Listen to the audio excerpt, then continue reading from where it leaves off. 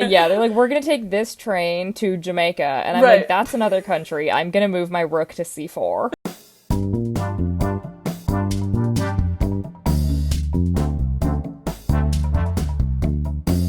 Hello, and welcome back to Baggage Claim, an unofficial Jet Lag the Game companion podcast. We are here to unpack episode 1 of season 13.5, the mini-series of hide and seek across New York City. I'm Jaya.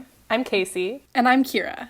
Casey, if you were going to be represented as an egg team member, which species of egg would you be? What a fascinating question. I think it's between a hummingbird egg and a velociraptor egg, like in Jurassic Park when it like cracks out and you're like, wow, life really does find a way.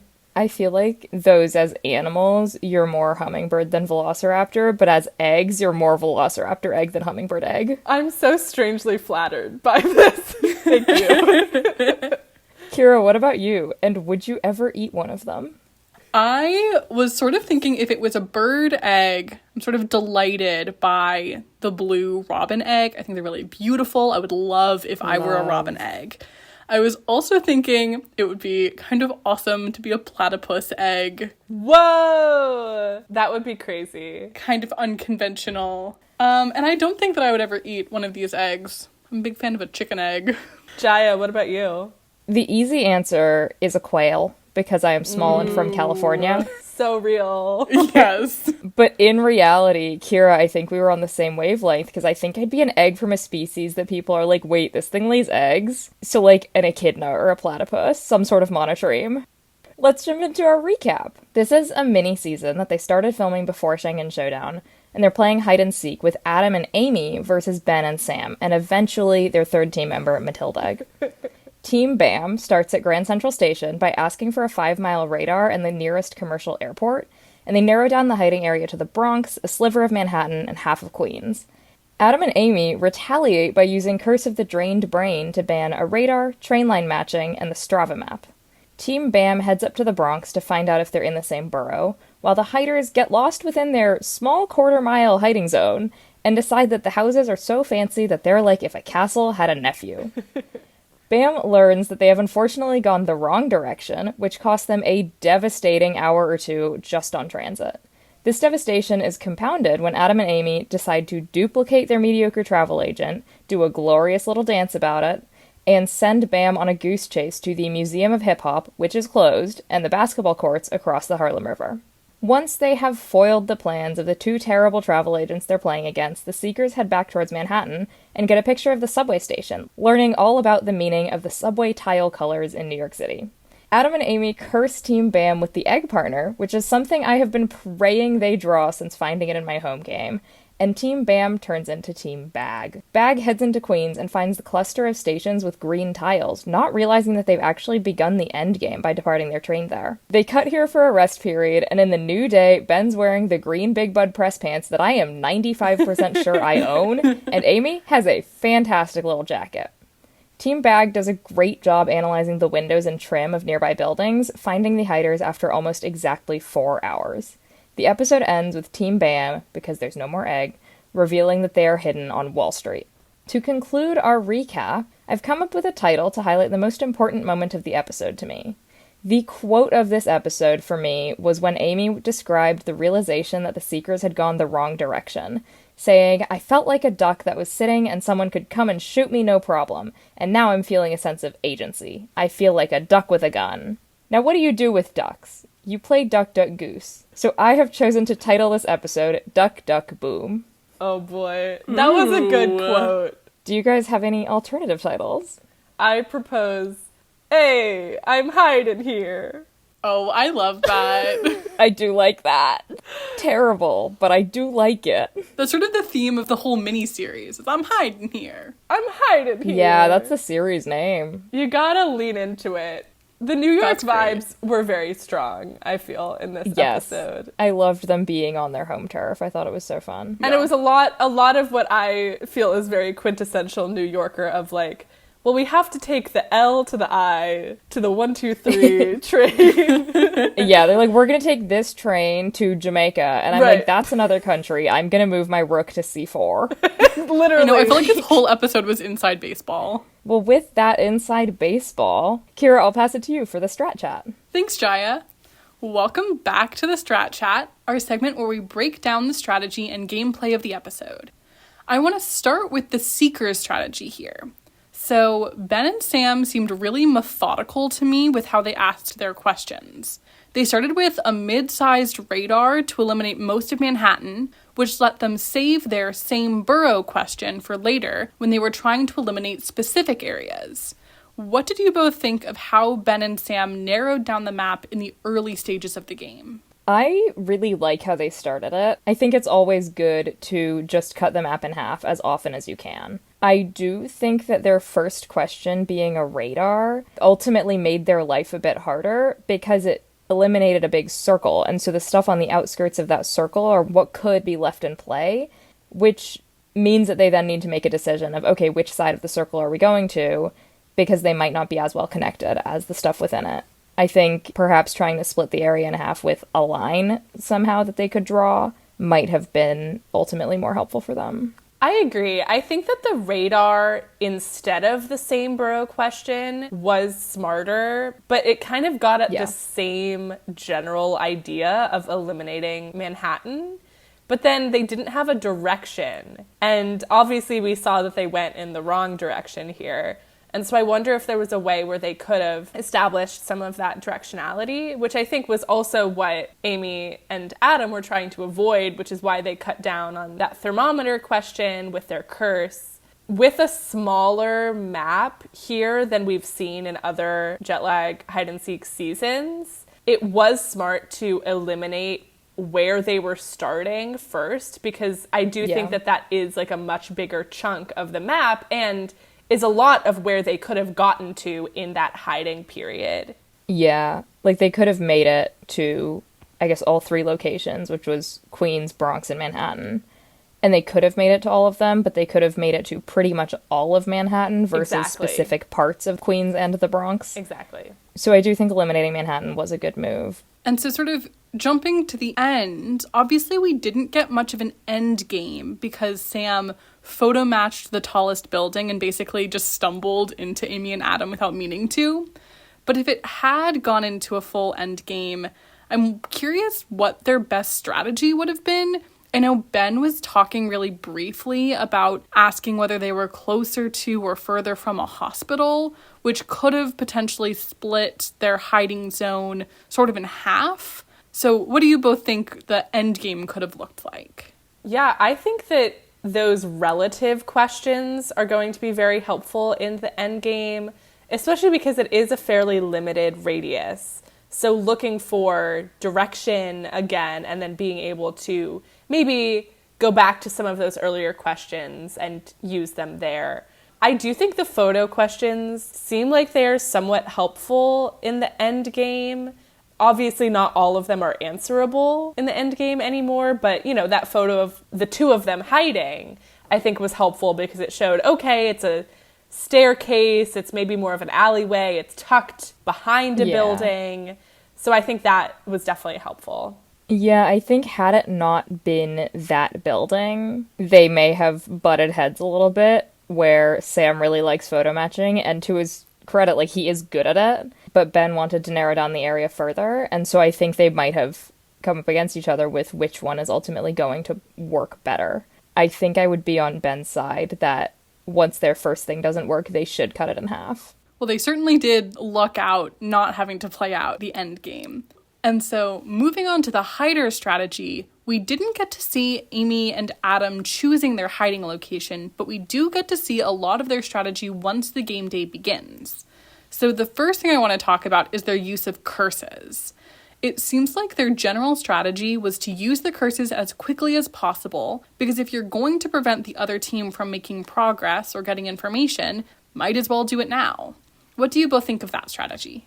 I think this is 1000% the correct strategy, and in previous hide-and-seek seasons, I will admit I got a little bit annoyed by some of the curse hoarding. Although, obviously, there were some really strategic moves in previous seasons of holding curses behind and deploying them all at once. But I just think a lot of times there's not going to be a difference in how long the curse takes them based on their location, or maybe a slight difference of a few minutes. And where I think the curses are really useful is not for adding overall time to the hider's hiding time, but in preventing the seekers from asking additional questions, finding additional information, getting on transit, all of those pieces.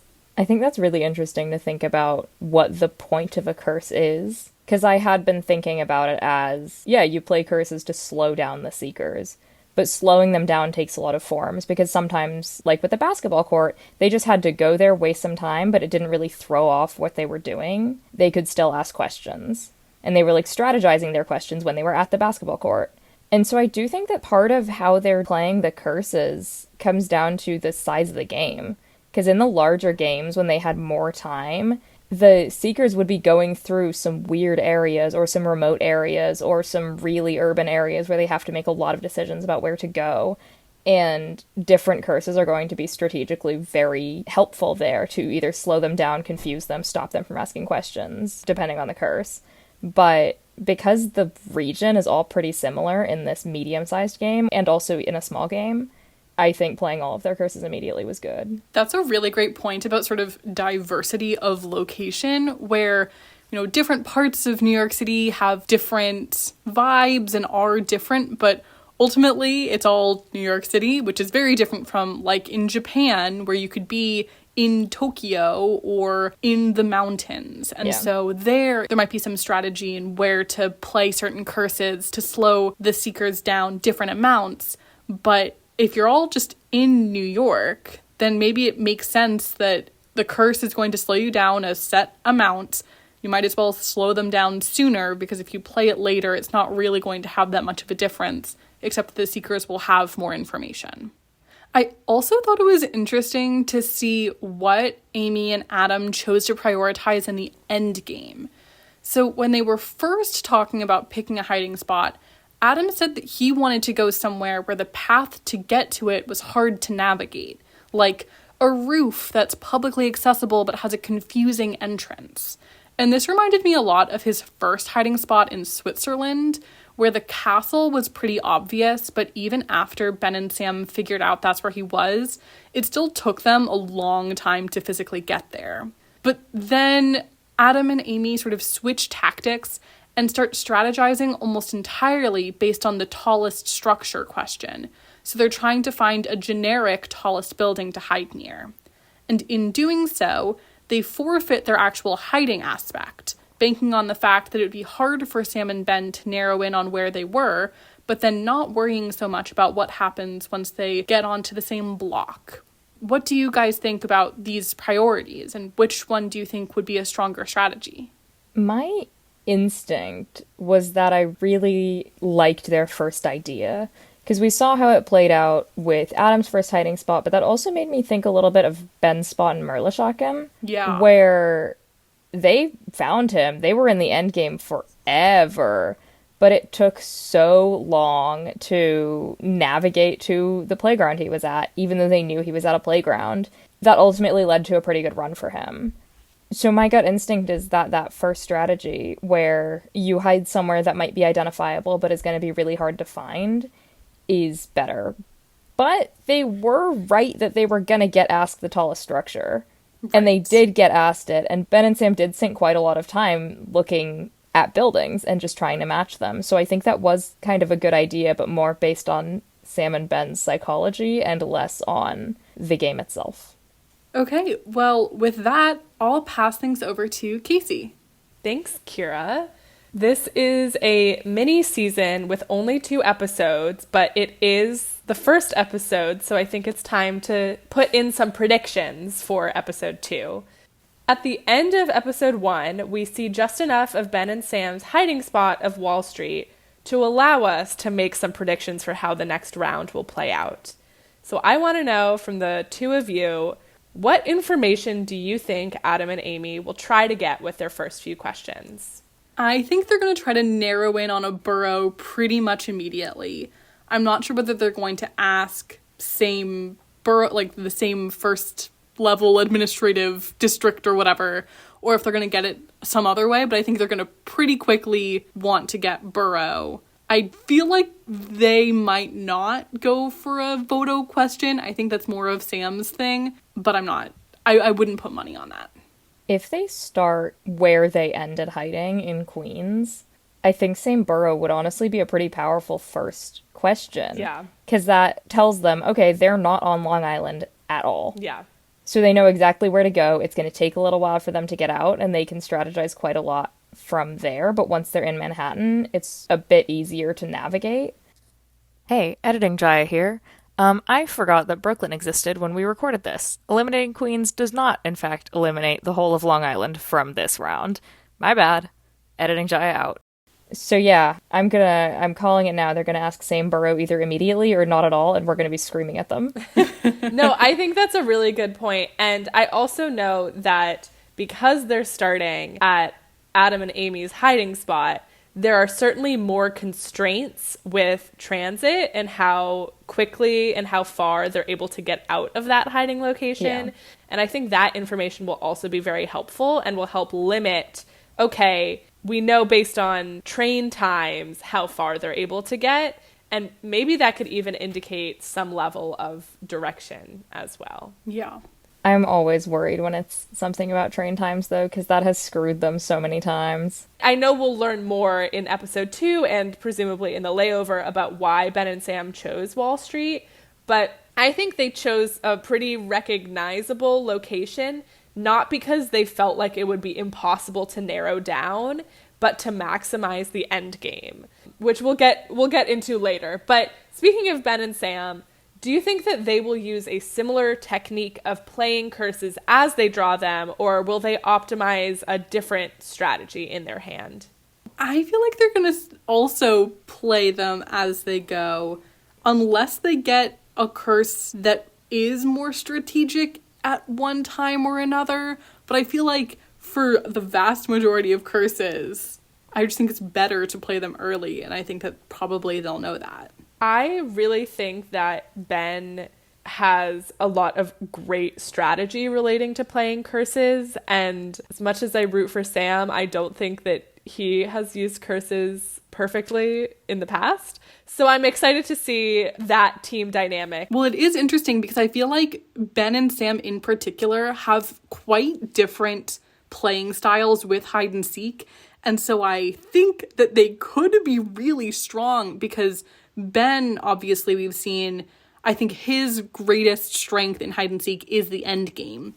Whereas Sam tends to struggle more with the end game, but has, different strategy with... Well, I'm going to challenge you on that. He has a lot of Rita strategy Airport around was the just end unlucky. game. He's just unlucky. Tends to have really bad luck with the end game. Yeah. Whereas Ben tends to have really good luck with the end game. Right. So together they'll be net neutral. But so I do think it'll be interesting to see these two quite different play styles and see how they mesh with when to play curses, because that's something that Ben tends to be really good at, or how to take misleading photos, which is something that I think we've seen Sam is quite good at. Yeah. In episode 1, I think Ben and Sam worked pretty well together in being seekers. I think that they could potentially be a very dominant hiding pair. The other thing that I'll bring up is I wonder whether Ben and Sam are going to prioritize curses over time bonuses. Yeah. Because we see that Adam and Amy pretty much disregard their time bonuses. And to be fair, their time bonuses were extremely bad. But I do think that we've seen that time bonuses can be pretty powerful. Yes. And so I wonder if we're going to see a little bit more thought about whether to keep a curse versus a time bonus versus other types of cards.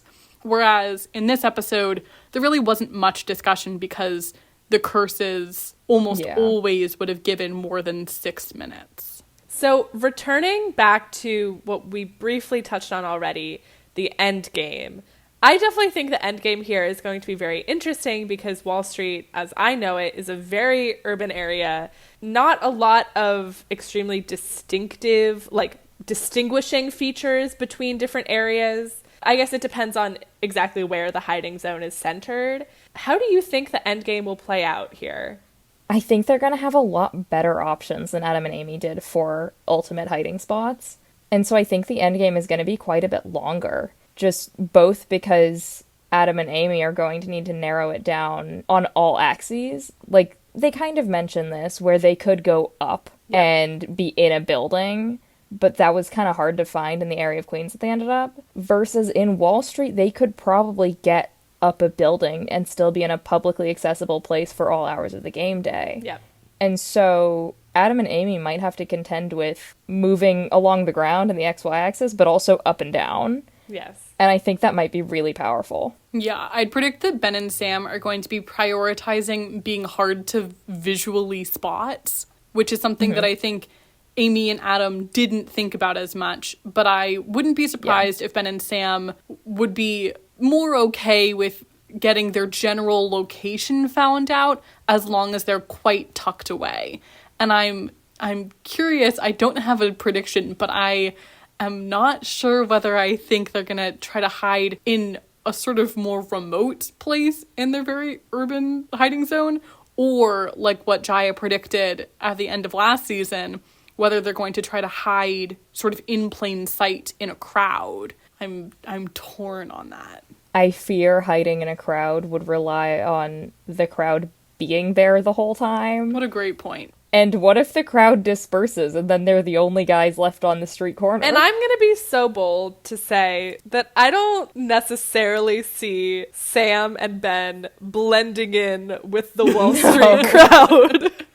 No, I gotta agree with that. That's a great point. Okay, in which case I predict that they're gonna prioritize being visually unnoticeable and like actually tucking themselves away. Yeah, I think they're gonna be properly hidden rather than in a very generic place, but once you get there, you'll see them. I'm super excited for the end game. I think that the next episode will be very interesting to watch, and we'll see if any of our predictions come true. With that, I will hand things off to Jaya. For our little game, I wanted to take some inspiration from something that they talked about in this episode, which is that hip-hop was invented in the Bronx. So I was looking into things that are invented, and I have created for you a game called New Dork City. Ooh. It's about inventions. Ooh. I will be giving you a thing that exists in our world, and I would like you to tell me, was it invented in New York City or some other American city? These are all American things. So to start, the skyscraper. Oh. Deep in my brain, I feel like I've learned about where skyscrapers came from, and on the surface of my brain, I feel like I have not. It's in the crevices somewhere. I'm gonna say it's not New York. I think that they were invented somewhere else. I'm gonna say New York. It just feels so right. Kira, would you like to make a guess as to which American city it is? Because I will give you a point for getting New York or not correct, but a second point for getting the other city if it's not New York. I mean, it's tough because I feel like New York is so iconic for skyscrapers. I'm gonna say, like, Chicago. Kira, you galaxy brained it. It was Chicago. Oh my gosh! Oh my god! It was the Home Insurance Building in Chicago, Illinois. Whoa! Hot damn. That was crazy. That was you pulled that out of your crevices. That was insane. Don't not like that. You pulled that out of your brain crevices, not other crevices. You pulled that out of your crevices. The first skyscraper. The pneumatic railway, or an air-propelled train. Because I have never encountered a pneumatic train in New York, I feel like I have to say it's not New York. And I would guess that it is Miami. I think that it is New York, even though I've also never seen a pneumatic train in New York, just because there's a lot of infrastructure. And so I'm going to guess that someone invented it in New York. Kira, you are correct again. Oh my gosh. It was in New York. The pneumatic railway was invented by Alfred Beach in 1870. It was technically New York's first subway. Next up, what about the squeegee? I'm feeling Oklahoma City for this one. I was also going to guess New York for this one. Casey, you are correct that it's not New York, but it was Oakland, California. Ooh. Oakland. Oh, you did start saying Oklahoma City, and I was like, is Casey about to absolutely body this? That would've Does been Casey incredible. know that they were created by an Italian immigrant named Ettore Staccone in Oakland, California? Let's go Oakland. That feels right. That feels correct, Right. actually. Yeah. That does feel right. Next up, what about poker? Oh. Like the game of poker. I want to say not New York. I don't think it was invented, like, in Las Vegas. I think that it was invented in, like, an old... I think that it's somewhere on the East Coast, and it's somewhere, like, a little bit preppy, but where it's, like, you know, the men go to their poker club. Like, I feel like it's, like, New Haven, but not New Haven. But I'm going to say New Haven. I don't think that's right, but I think it's somewhere with that vibe. I like what you're thinking. Like, maybe it's a college invention. Yeah. You know? But it does, like, at the same time, I can see it being invented in New York because it does feel like there's kind of a history of, like, financial betting games, stuff like that. I also was thinking, like, maybe Texas because there is, like, Texas branches of poker. That's a good And then point. I was thinking New Jersey because that's a cursed state. And it feels like... So I think I'm going to say New York. Kira, you're correct that it's not New York, but it was New Orleans. Oh, that makes sense. I feel like that makes sense. People have chalked it up as coming from sailors in bars or pubs or just where the sailors are hanging out in New Orleans. That's That very cool, totally actually. makes sense. Well, going back to transit, what about the elevated railway and cable car? I'm going to say San Francisco because of my Bay Area elitism, even though it's going to be throwing this point away. I'll say Chicago because I know Chicago has the elevated train. You guys fell into both of my traps. No! It was New York City. No! It was 6 years before the San Francisco cable car came on the line. God. And the trickery that I wrote down in my notes is because apparently the Chicago L is called that because it's elevated. Yes! Yeah. Oh my god. That was So you too fell into both my tricky. traps, but it was New York City. Another vaguely transit one. What about the 3-color traffic light? Oh, I feel like I know where this was. I wouldn't be surprised. That feels like something you would know to me. It's in the crevices. I think it's not New York. I think it's going to be a relatively small place, but then it got picked up into being huge. I think it was like maybe like somewhere in Indiana or something. I can't remember, but I know this. But it has to be an urban place because I know that like traffic lights were invented to like deal with Yeah, like for intersections. And I think, I might be wrong, but I think that they were also somewhat tied to trains and train schedules because this is a side tangent, but trains, the invention of time, like there Right. was no... Yes. There was no... They had to standardize clocks. They because had of to trains. standardize clocks because trains kept crashing into each other. Which is so cool. I didn't realize it was because trains kept crashing into each other. I thought Yeah. it was just because people were missing their trains because their city had a different time than a different city. The reason that they started standardizing clocks is because trains kept crashing into each other because you'd think like trains are semi on time, but if it's 1 minute off of another train station and they're single tracking through a station, then Yeah. obviously like that 1 minute results in a train crash. And they kept crashing and they were like, what could we possibly do to solve this? Inventing time. But I can't remember if... I feel like those things are somewhat related. I am going to be angry at myself that I don't remember the answer to this. So I will just say that it is New York. Casey, you were so close. And yet, it is Cleveland, Ohio. No! I was literally so close. I definitely knew Yeah. that. I definitely knew that. Kira, you were so close geographically, But not vibe-wise. and Casey almost knew it. Oh, man. If you combined both of our answers, Casey got the vibe and I got the Midwest. Yeah, you could have gotten to Cleveland. What about Scrabble? Just a nice little Ooh. game. I'll say New York. Scrabble feels like Providence, Rhode Island.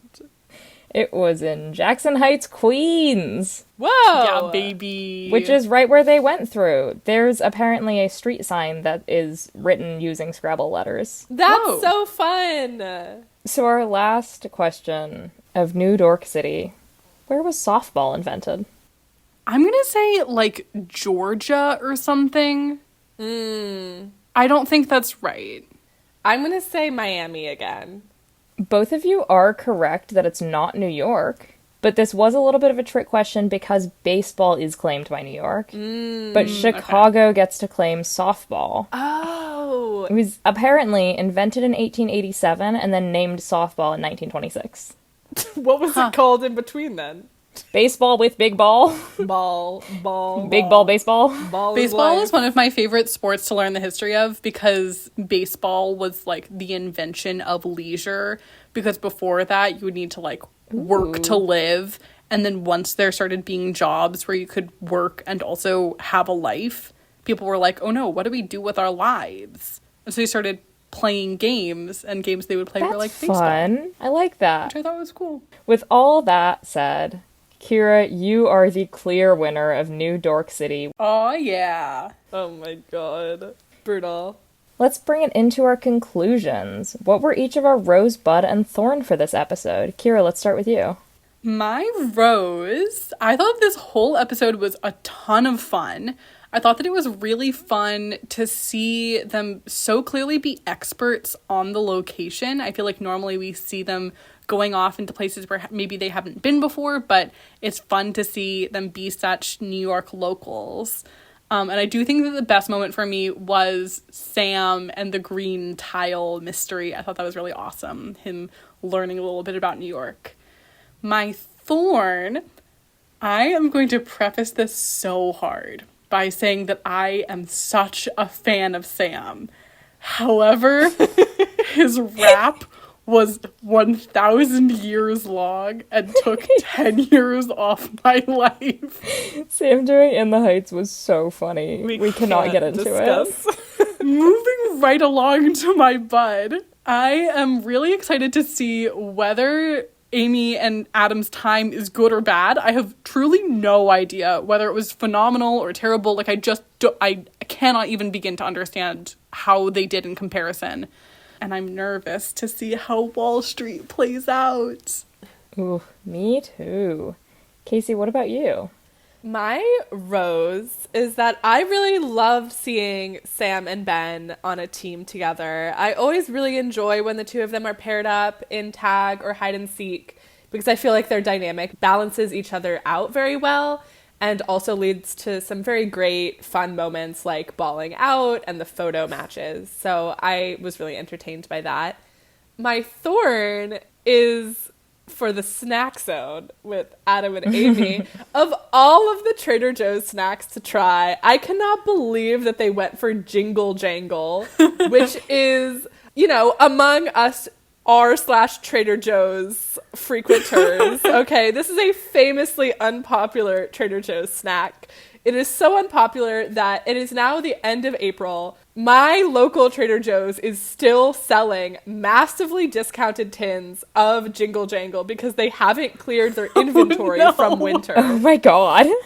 So I was a little disappointed that they went for Jingle Jangle over other holiday Trader Joe's snacks. My bud is that I think the strength of such an urban area like Wall Street is in the end game, so I'm very excited to see whether Ben and Sam's plans of confusing Adam and Amy in those final questions is successful. My rose, just minutes into this episode, I knew my rose was just that I love Adam and Amy together. They are so perfect as a team. I love their dances, their little energy, their all of the vibes, the silly little things they say to each other. They are just so good.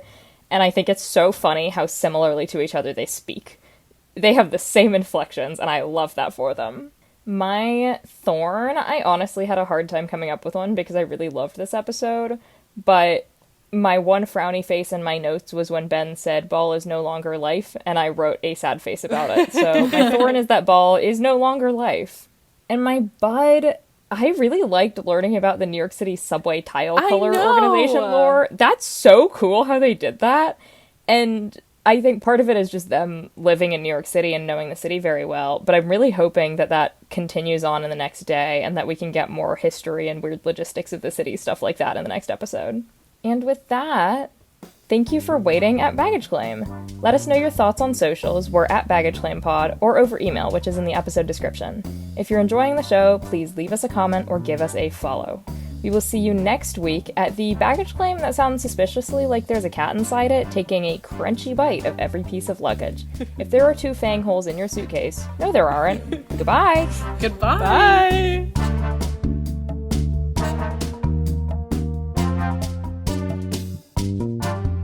You know, every time I hear pneumatic, I only think about the Polar Express. I'm right there with you. Yeah. Casey and I made eye contact, and then both of us could not start talking. The fact that that's in the Polar Express, we don't need to get into it, but that the lore of that movie, it's like, why did they include a pneumatic train in there? Anyway. I thought until I'm getting really